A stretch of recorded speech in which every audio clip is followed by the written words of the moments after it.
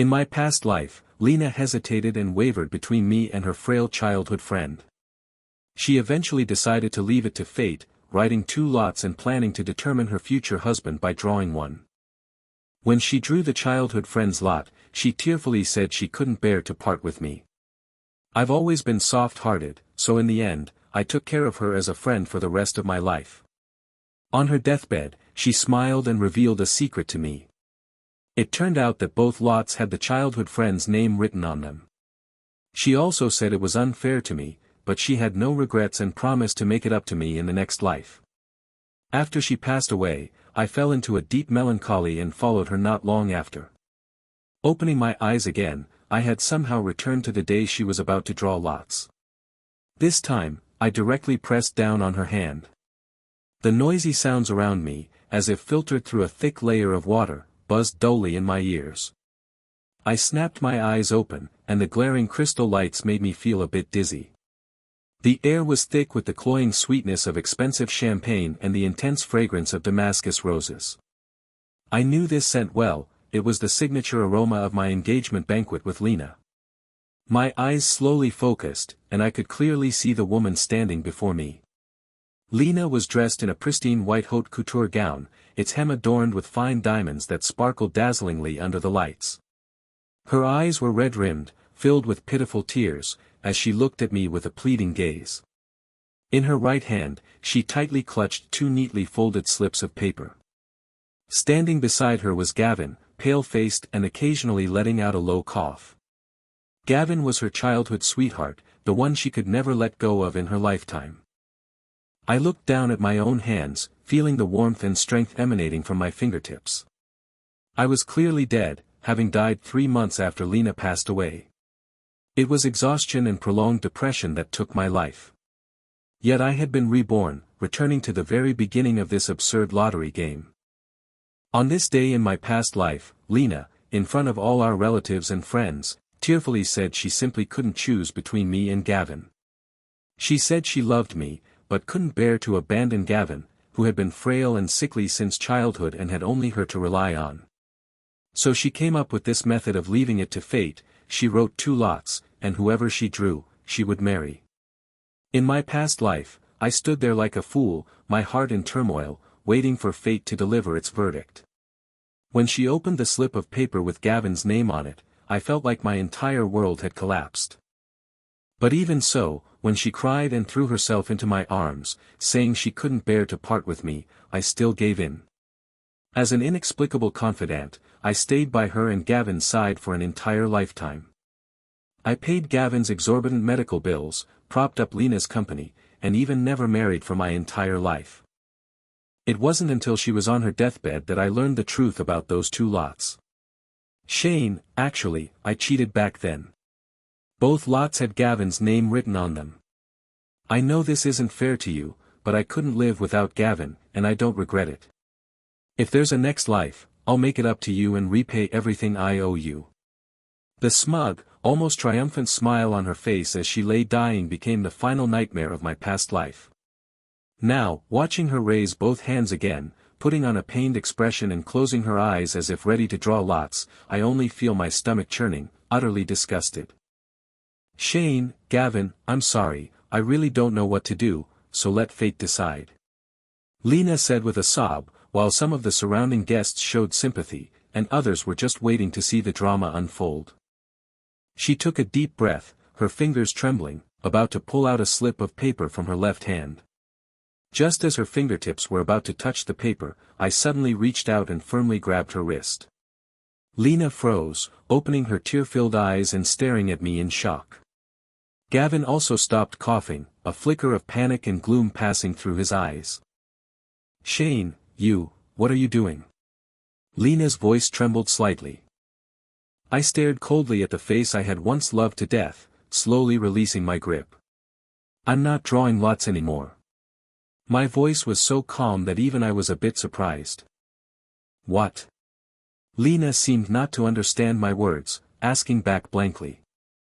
I stepped back, putting some distance between us, and glanced at her and Gavin. I said, I'm not drawing this lot. I'm out of this game. Don't put yourself through this anymore. Just marry Gavin.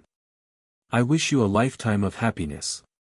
When I said that, the entire banquet hall fell so silent that you could hear a pin drop. Lynna stared at me, the color draining from her face in an instant, turning it deathly pale.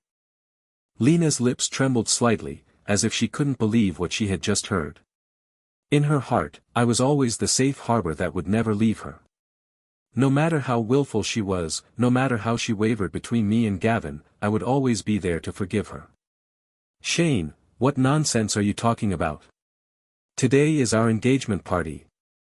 Lynna snapped back to reality and anxiously reached for my hand, but I sidestepped to avoid her. Her hand froze in midair, her eyes filled with disbelief and a hint of hidden panic. "I'm not talking nonsense. I'm perfectly clear-headed." I looked at her coldly, my tone utterly unruffled. "Since you find it so hard to choose and even want to resort to such an absurd method as drawing lots to decide your marriage, it only proves you don't love me that much. If that's the case, why should I force it?" I turned to look at Gavin, who was staring at me with a very complicated expression. "Gavin is in poor health and can't do without you. You're his only support. You two grew up together and share a deep bond. I, someone who came along halfway, should just step aside." I returned to her, word for word, the very words she had used to comfort and persuade me in my past life. Gavin immediately put on a weak act, clutching his chest and coughing hard. "Shane, don't be like this. Lynna loves you." I'll just step back." As Gavin coughed, he secretly glanced at Lynna's reaction out of the corner of his eye. Sure enough, Lynna immediately supported him with concern, then turned to glare at me angrily. "Shane. You know perfectly well that Gavin can't handle any stimulation, so why are you saying such hurtful things at a time like this? I just want to solve the problem in the fairest way possible, why are you forcing my hand?" I looked at her righteous, self-assured expression and found it utterly ridiculous. Fair. 2 slips of paper with the same person's name written on them, that's what she calls fair. In my past life, I was fooled by this very same act of hers, her grand, self-sacrificing, and seemingly accommodating demeanor, for an entire lifetime. "I'm not forcing you. I'm granting your wish." I straightened my suit cuffs, my tone cold. "Since you think drawing lots is fair, then go ahead and play your little game. I'm done playing along." With that, I turned around without looking back and strode toward the entrance of the banquet hall. The surrounding guests automatically made way for me, all eyes fixed on me. I heard Lynna's anxious shout from behind me. "Shane. If you dare walk out that door today, we're done for good." There was a threat in her voice, her usual tactic. In my past life, I would have obediently turned back the moment she said that. But in this life, I only found her voice grating. I didn't stop walking, didn't even look back. That's exactly what I want. With those words, I pushed open the door and stepped into the darkness outside. The night breeze was a bit chilly, blowing away the suffocating sweetness that had choked me in the banquet hall. I took a deep breath of fresh air, feeling as if I had finally let out the pent-up frustration of a lifetime. The shackles of my past life were shattered by my own hands at this moment. "Lynna, Gavin, in this life, just torment each other as you please. Let's see how long your so-called earth-shattering love can last without my help." Returning to the apartment I shared with Lynna, I immediately started packing my things. This apartment was fully paid for by me, but to accommodate her feelings, both our names were on the property deed. In my past life, this was our home, but Gavin was like the third owner here. He had his own slippers, his own mug, and spare clothes left behind. Lynna always found various excuses to involve Gavin in our lives. Looking at the sofa in the living room where Gavin had lounged countless times, I felt nothing but disgust. I didn't take much, just my important documents and a few changes of clothes. Those photo albums and couple mugs, once full of memories, I threw them all in the trash. After packing my luggage, I took out my phone and called my parents. "Dad, Mom, the wedding with Lynna is off. Don't prepare anything." On the other end of the line, my parents were stunned into silence for a long time. They had always known that Lynna was torn between me and Gavin, and they had long had reservations about this relationship. It was only because I had loved her so deeply in my past life that they reluctantly agreed to the marriage. "Son, have you finally come to your senses?" "What exactly happened?" my mom asked with concern. I briefly explained what happened at the banquet, without mentioning the rebirth. "Good. Well done. Why should my son suffer such injustice?" my dad said angrily on the phone. "Come home right away, stay at home tonight, and your mom and I will handle the rest with Lynna's family." After hanging up, I was about to leave with my suitcase when the door was suddenly pushed open from the outside, and Lynna rushed in, panting heavily. Her hair was a mess, and her makeup was smudged by tears, looking utterly disheveled. When she saw the suitcase in my hand, her eyes widened, and a genuine panic flashed through them. "Shane. Are you really leaving? You're even giving up on your home?" She rushed over, gripping the suitcase handle tightly, her fingers turning white from the strain. "This is your and Gavin's home, not mine." I coldly brushed her hand away. "What the hell is your problem? I told you, it was a moment of weakness. I just wanted fairness." Lynna broke down and screamed, tears streaming down like broken pearls. "Fairness?" A mocking smile curled at the corner of my mouth. I stared straight into her eyes, my gaze sharp enough to see through her heart. "Lynna, were my name and Gavin's really written on those 2 slips of paper?" Lynna suddenly stopped shouting, her body frozen. Her eyes widened, her lips trembling, unable to speak. In that moment, I saw extreme fear on her face, as if she had been stripped naked and paraded through the streets. The air in the living room seemed to freeze. Lynna stared at me, her face even paler than it had been in the banquet hall. A few meaningless sounds escaped her throat, as if someone had her by the neck. What are you saying, Shane?" "Of course the note had both your names on it." She let out a dry laugh, trying to cover up her panic, but the smile was uglier than a cry. "Is that so?" I sneered, walking toward her. "Since you're so confident, then where's the note? Take it out and open it right in front of me." Lynna instinctively hid her hands behind her back and stumbled backward. "The note. I threw it away. What use would I have for something so useless?" She raised her voice, trying to mask her guilt with anger. Watching her put on this tough front, I only felt that my past self was as blind as a bat. She simply couldn't lie, the slightest probing would expose her. It's ridiculous that I actually believed her flimsy excuses in my past life. "Throw it away if you want. We both know the truth anyway." I averted my gaze, no longer wanting to look at her nauseating face, and gripped the suitcase handle again. "Lynna, stop pretending to be wronged. I'm not falling for it. Since you're so reluctant to let go of Gavin and even cheated to choose him, I'm stepping aside now. You should be happy." I pulled my suitcase toward the door, and Lynna suddenly lunged at me like a madwoman, wrapping her arms tightly around my waist. "No. Shane, don't go. I was wrong, I really was wrong. I was just so afraid of losing Gavin, he's so pitiful, he'd die without me. But I love you. I only did this to give myself some peace of mind." She cried her heart out, tears and snot smearing all over my suit. I frowned in disgust and pried her fingers off one by one. "Your love is too cheap, too disgusting, I can't accept it. Go love your Gavin. I hope you two are stuck together for life and don't go out hurting anyone else." I shoved her hard, and Lynna collapsed onto the floor, staring at me in despair. Without looking back, I walked out of the apartment and slammed the door shut with a bang. With that loud noise, all ties between Lynna and me were severed.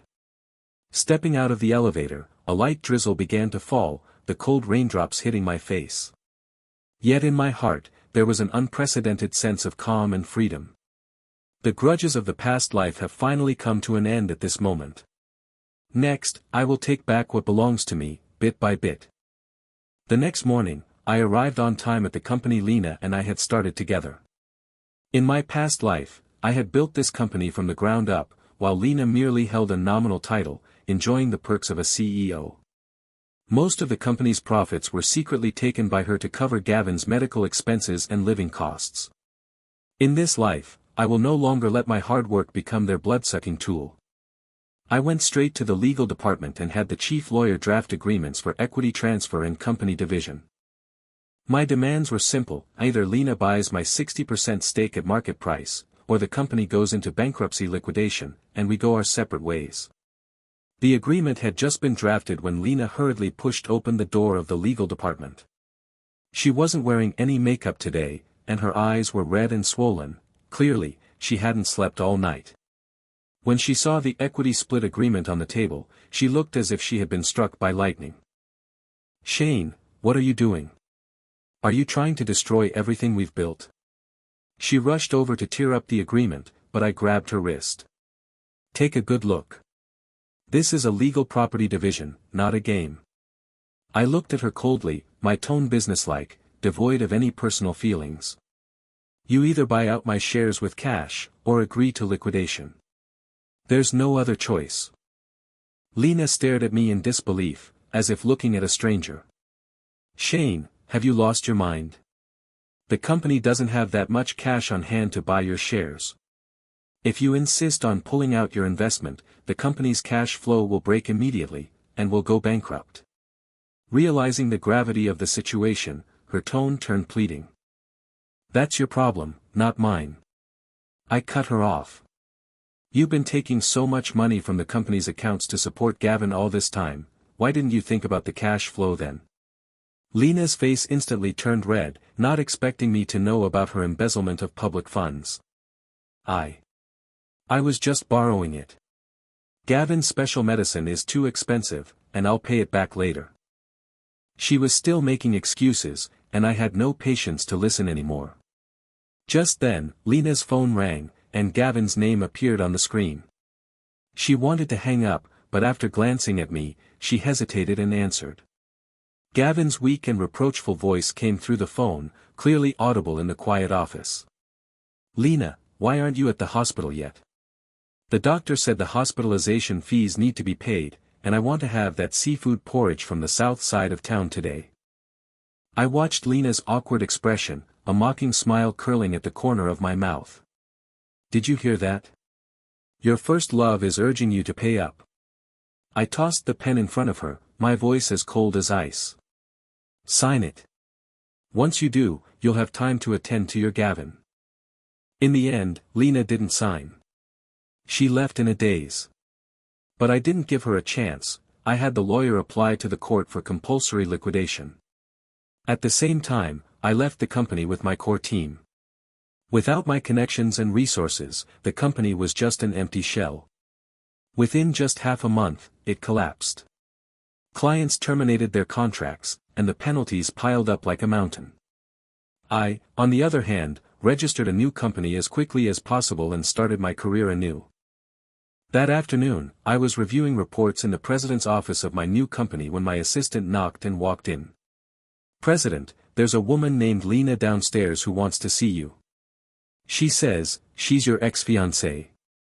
The assistant had an odd expression on her face, probably because she had seen how miserable Lynna looked now. I walked to the window and looked down. It was pouring outside, and Lynna stood at the door without an umbrella, completely soaked. Her hair clung to her face in strands, and her expensive suit was covered in mud, making her look like a stray dog. In my past life, if I had seen her caught in the rain like that, I would have been heartbroken, rushing down with a dry towel to hold her. But now, watching her shiver in the rain, I felt nothing at all. In fact, I found it a little amusing. "Let her come up," I said to my assistant. A few minutes later, Lynna was escorted into the office by security. As soon as she stepped in, a trail of muddy footprints stained the expensive carpet. She looked up at me, her eyes filled with exhaustion, despair, and deep regret. "Shane." As soon as she spoke, her voice was hoarse, as if it had been scraped across sandpaper. "Get to the point. My time is valuable." I sat in the chair and didn't even have anyone pour her a glass of hot water. Lynna bit her pale lips, tears and rain streaming down her face together. Shane, please, lend me some money. The company went bankrupt, and I owe a lot in breach of contract penalties. Gavin's condition has worsened, and he needs surgery immediately. I really have no other way. She spoke as she knelt down. As long as you lend me the money, I'll do anything. I'll be your servant for life. I looked at Lynna kneeling on the ground, recalling the smug smile on her face at the end of her life in my past life. In that life, she used a lottery to deceive me out of my feelings and money for a lifetime, and even in death, she felt it was only right. Now she's merely reaping what she sowed. Why is she acting so wronged? Lynna, do you think that by crying and kneeling, I'll soften up like I used to? I stood up, walked over to her, and looked down at her from above. You came to me to borrow money to treat Gavin. Do you take me for a philanthropist, or am I just born a fool? What do the two of you think I am, an ATM? My voice grew louder, and the icy tone made Lynna tremble all over. Lynna looked up, her face covered in tears, her eyes filled with both pain and confusion. Shane, you weren't like this before. In the past, even a slight frown from you would break my heart. I know I was wrong. I shouldn't have embarrassed you at the engagement party. I truly know I was wrong. She tried to grab my pant leg, but I kicked her away. You weren't wrong for embarrassing me at the engagement party. You were wrong for treating your selfish and malicious scheming as something. I crouched down, looking into her terrified eyes, and said word by word. Lynna, do you think I don't know the secret behind those 2 sticks? At these words, Lynna's body froze, and her breath stopped. Her eyes widened, pupils constricted, as if she had seen something horrifying. What are you saying, what secret? Her teeth chattered, and her voice trembled violently. On that note you wrote, it was all Gavin's name, wasn't it? I watched her face turn pale, feeling a sense of vengeful satisfaction. You had already decided to choose him, but you couldn't bear to let go of me, your free labor and ATM. So you staged that drawing lots act, trying to make me willingly stay as your blood bag. Lynna, dare you say that wasn't what you were thinking? My words cut through her mask like a sharp knife. Lynna broke down, covering her face with both hands, crying in despair. How do you know? How could you possibly know? She muttered, her mental defenses crumbling. The shame of having her supposedly clever plan seen through by me drove her to lose her composure. It doesn't matter what I know. What matters is that from now on, there is only enmity between us, no gratitude. I stood up, grabbed a tissue to wipe my shoes, and threw it in her face. Get out. Don't dirty my carpet. If you want money, go sell your blood, your kidney, or your body. Don't ever show up in front of me again, or I'll make your life even harder. I pressed the intercom to call security. Lynna was dragged out like a pile of mud, her cries echoing down the hallway until they faded away. I sat back in my chair, staring at the gloomy sky outside. This rain was perfect, it washed away the filth. Lynna, this is just the beginning. You owe me, and I'll make you pay with a lifetime of despair. A few months later, my new company had established itself in the industry, even larger than in my previous life. But Lynna and Gavin's lives had fallen into hell. Gavin couldn't afford surgery, and his condition worsened. Though he survived, he was paralyzed. Lynna was drowning in debt, sold off all her luxury goods and jewelry, and even lost her place to live. They could only rent a dark, damp basement in a shantytown. I heard all this gossip from my nosy assistant, who told it like a joke. Boss, you wouldn't believe it, Gavin's temper is terrible now. He hits and yells at Lynna all the time. I heard a few days ago, Lynna earned some money cleaning outside and bought him a bowl of pork rib soup.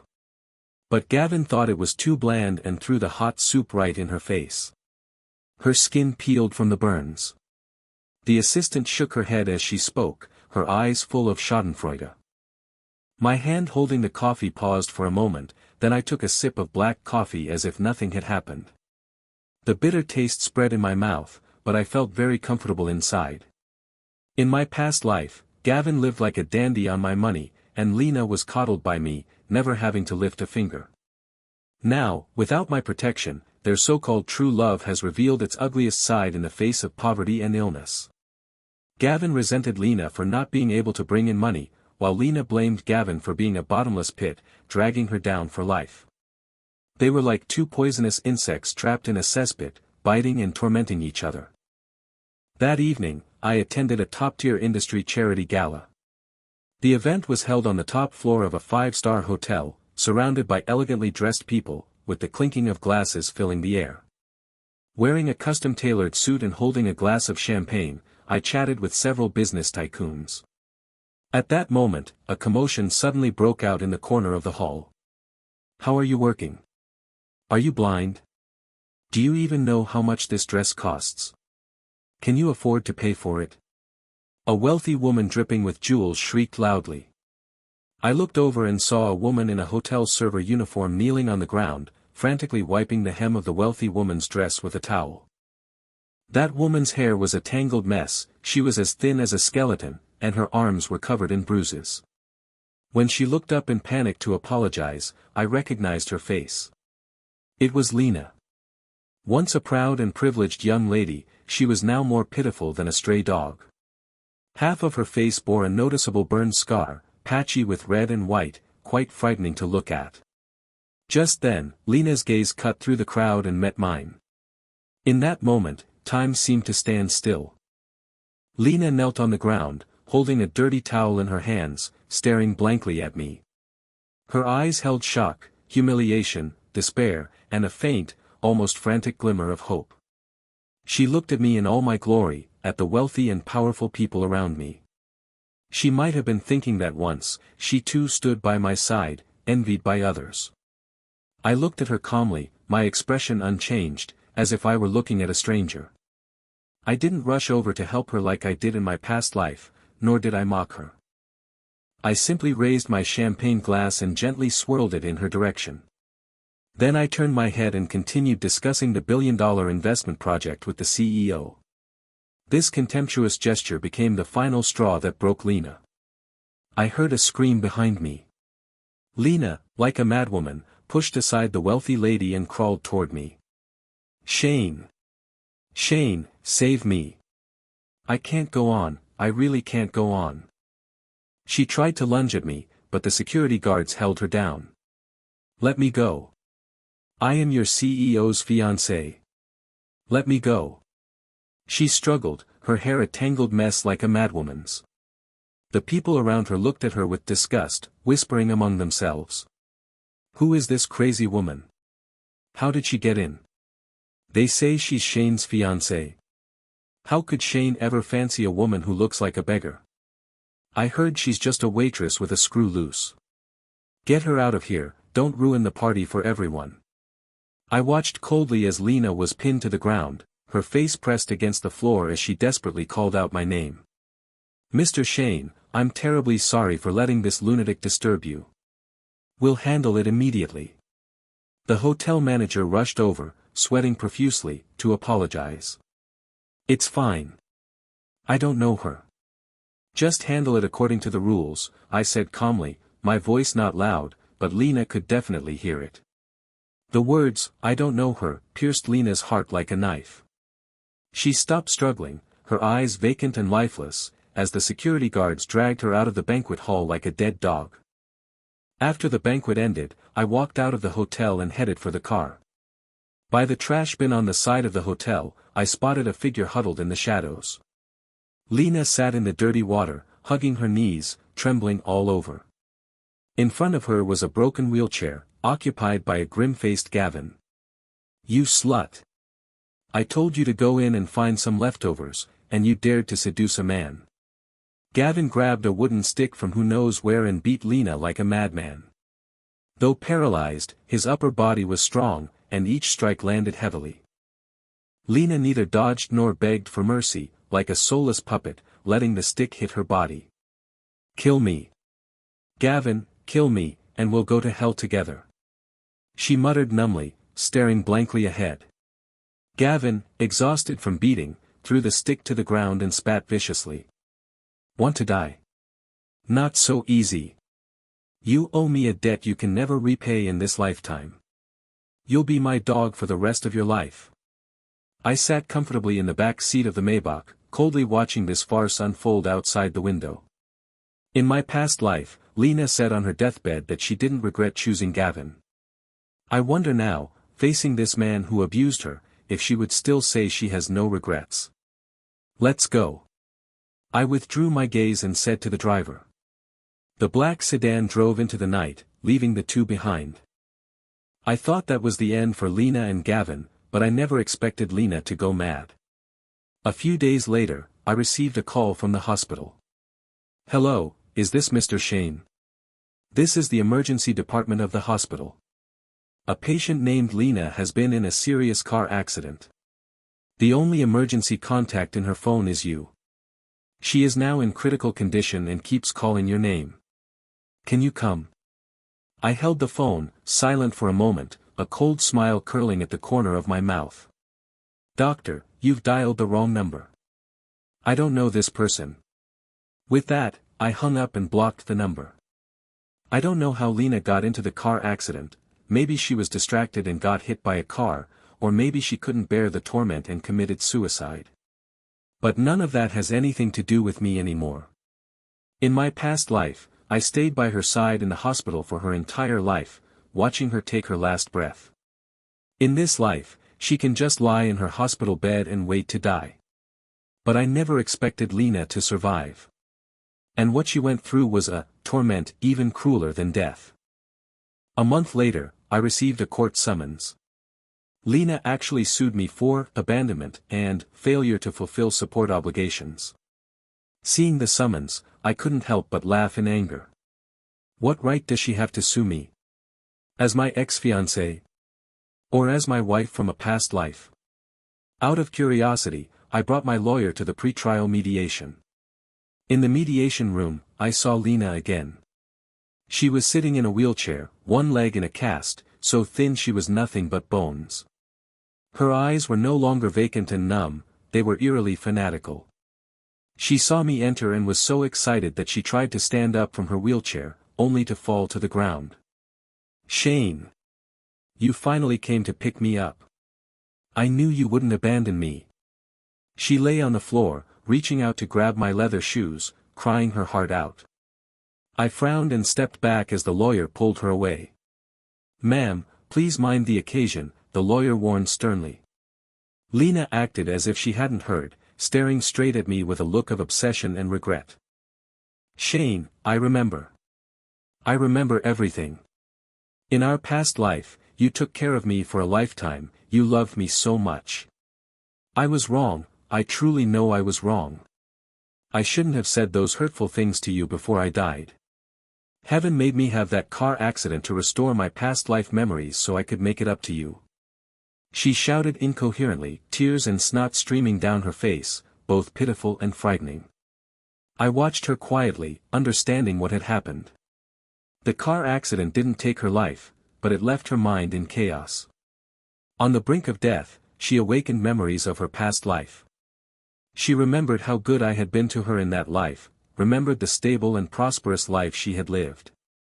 Comparing the memories of two lifetimes, the gap between the harsh reality and the happiness of her past life was too great, and her mental world collapsed. She had gone mad. She stubbornly believed that as long as she admitted her mistake and made amends, I would forgive her just like in the past life and take her back home.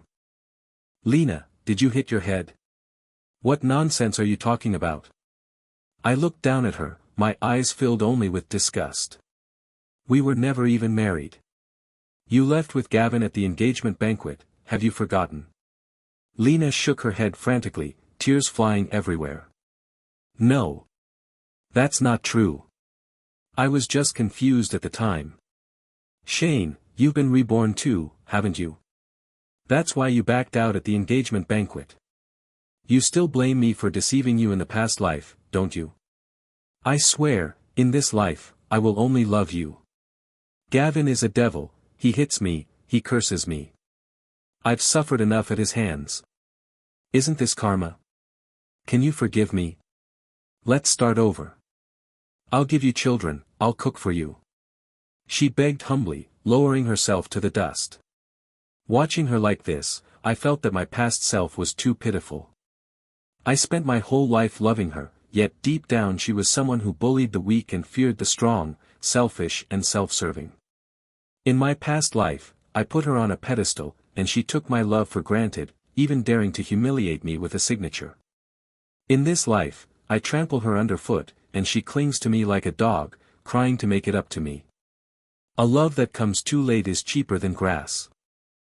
Lynna, listen carefully. I crouched down and whispered in her ear. That's right, I have memories of my past life. Lynna's eyes lit up, as if grasping at a lifeline. But my next sentence sent her straight to hell. Precisely because I remember everything from my past life, I find you utterly repulsive. On your deathbed in your previous life, you said you would make it up to me in the next. Now your retribution has arrived, the suffering you endure in this life is your compensation to me. I want you to carry the happy memories of your past life into the hell of this one, suffering clearly and consciously for the rest of your days. Lynna's eyes were wide open, bloodshot, as if they might burst. Her mouth gaped, strange sounds coming from her throat, unable to speak. Overwhelming despair and pain consumed her, her body convulsing, foam forming at the corners of her mouth. Doctor. Call a doctor. The patient is having an episode. The mediator, terrified, ran out to summon help. I stood up, straightened my suit, and watched Lynna's convulsing form coldly. This was the last time I would see her. The court case ended with Lynna being sent to a psychiatric hospital. She had completely lost her mind. According to the caregiver, Lynna sat by the window every day, talking to herself in the air. She would sometimes call out tenderly, "Shane, what are we eating today?" and other times scream in terror, "Gavin, don't hit me." Trapped between the fantasies of her past life and the nightmares of her present, she could no longer wake up. As for Gavin, without Lynna as his punching bag and cash cow, he was soon kicked out of the basement by the landlord. Paralyzed in bed, penniless and alone, he froze to death under a bridge on a cold winter night. It was said that when his body was found, it had been gnawed beyond recognition by stray dogs. I was picking out a diamond ring for my newlywed wife when I heard this news. My wife's name is Sylvia, the heiress of a conglomerate that partners with my company. She is well educated, gentle, and kind, but most importantly, she has eyes only for me. She won't waver between me and someone else, nor will she take my sacrifices for granted. Our love is equal and mutual, built on respect. Shane, does this style look good? Sylvia raised her hand, and the diamond on her ring finger sparkled with happiness under the light. It looks good. Anything you wear looks good. I held her hand and gently kissed the back of it. Stepping out of the jewelry store, the sun was shining brightly and the breeze was gentle. I took a deep breath of fresh air, feeling completely relaxed and at ease. The grudges of my past life were like a nightmare, now finally dissipated. I no longer hate Lynna, nor do I miss Gavin. To me, they are nothing but two meaningless corpses, not even worthy of my resentment. Holding Sylvia's hand, I stride forward into our future.